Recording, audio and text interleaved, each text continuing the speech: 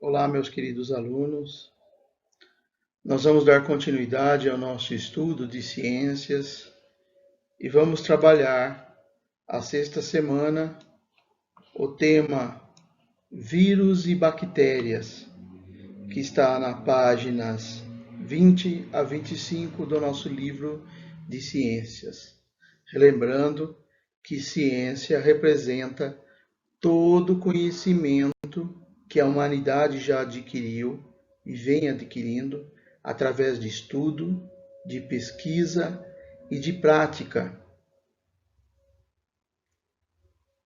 Hoje, mais do que nunca, nós percebemos como a ciência é importante, como o nosso assunto está relacionado a seres tão pequenos, chamados de microscópicos. Nós vamos falar um pouquinho do microscópio, que é um instrumento óptico, como o meu óculos também, que me ajuda a aumentar e poder enxergar melhor.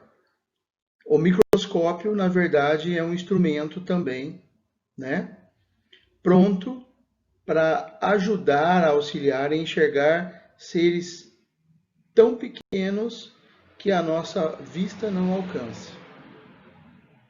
Existe uma teoria de que o microscópio ele surgiu através de um fabricante de óculos que criou um tubo com duas lentes e pôde aumentar a visão e enxergar as primeiras células de algumas plantas de cortiça.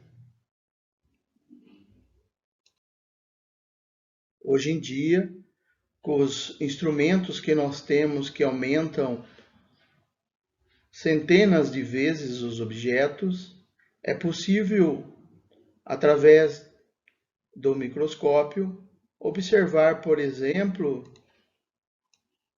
a célula do sangue,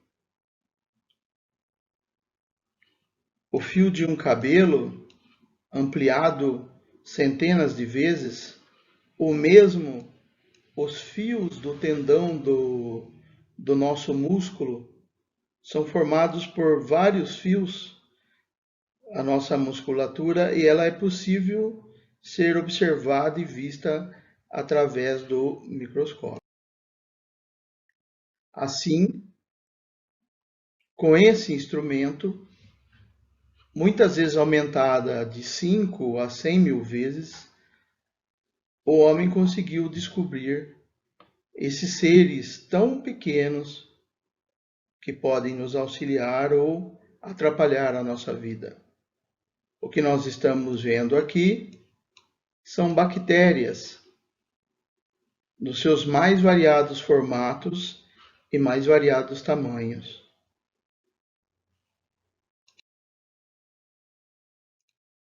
Então eu vou apresentar para vocês um vídeo bem interessante, muito bem realizado, sobre as bactérias.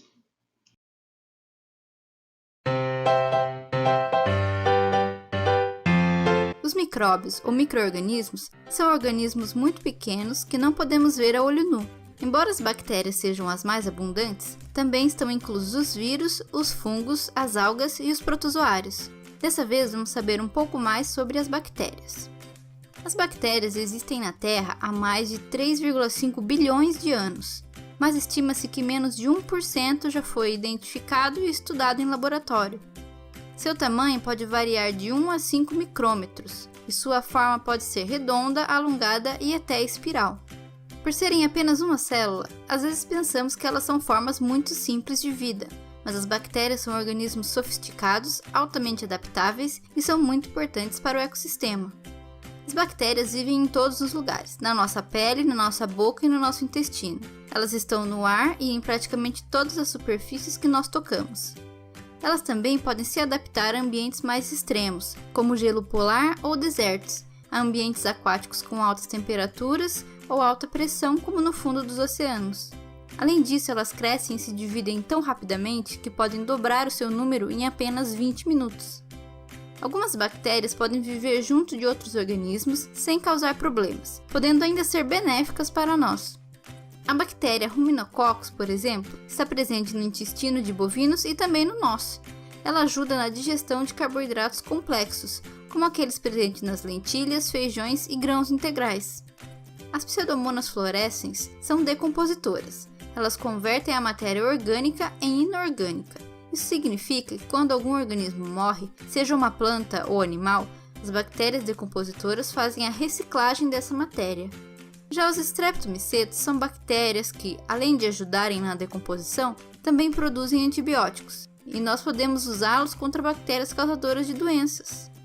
Eles também são responsáveis pelo cheiro de chuva, que na verdade vem de uma molécula chamada diosmina. Essa molécula é produzida pela bactéria, que vive no solo úmido, e mesmo antes da chuva já conseguimos perceber sua presença. Mas um pequeno número de espécies de bactérias são causadoras de doenças, e entre essas doenças estão a tuberculose, a cólera, a leptospirose, a meningite e sífilis. Além disso, bactérias como a Campylobacter, a Clostridium, a Salmonella e a E. coli podem contaminar os alimentos e também produzir toxinas que irão nos causar intoxicação alimentar, podendo levar até a morte. Por isso, alguns alimentos são bem perigosos se comidos cru ou mal passados. E as bactérias não sabem sobre a regra dos 5 segundos, então se algo caiu no chão, é melhor lavar ou jogar fora. Então, como nós vimos no vídeo e vocês irão ler no livro, existem bactérias que causam doenças. Existem outras que são muito importantes para o equilíbrio ecológico. Então, bactéria, ela é um ser micro-organismo vivo de uma célula só, né? Elas são divididas em alguns tipos: espiraladas, bacilos, cocos. Umas estão no nosso intestino, outras na nossa boca, como no caso, além de outra na saliva, a cárie. Ela é uma bactéria, por isso é importante a higienização sempre depois de nos alimentarmos. As bactérias, elas são tão pequenas que elas são chamadas de micro-organismo, porque o tamanho dela é o tamanho do micrômetro.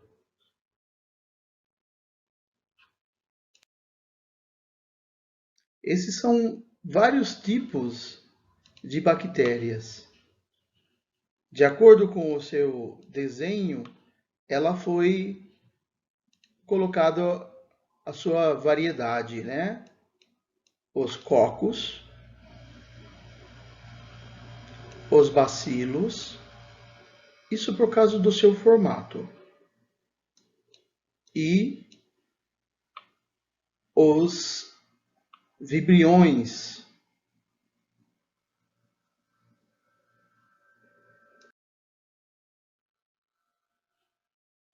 As bactérias, além das nocivas, existem as que nos ajudam nos alimentos. Por exemplo, iogurte que você toma, lá tem o lactobacilo, é uma bactéria. A produção de queijo, de coalhada, também são alguns tipos de bactéria que ajudam o processamento de um alimento, como o leite, né, para transformar os seus derivados em iogurte, queijo, coalhada. Na indústria farmacêutica, ela também é utilizada produzindo antibióticos para ajudar-nos, alguns tipos de vitaminas para a produção de remédios que irão nos ajudar. Hoje, com o surgimento desse Covid, né, que é um vírus, Alguns laboratórios estão buscando, enquanto não se encontra a vacina, remédios que auxiliam ao combate e à recuperação das pessoas.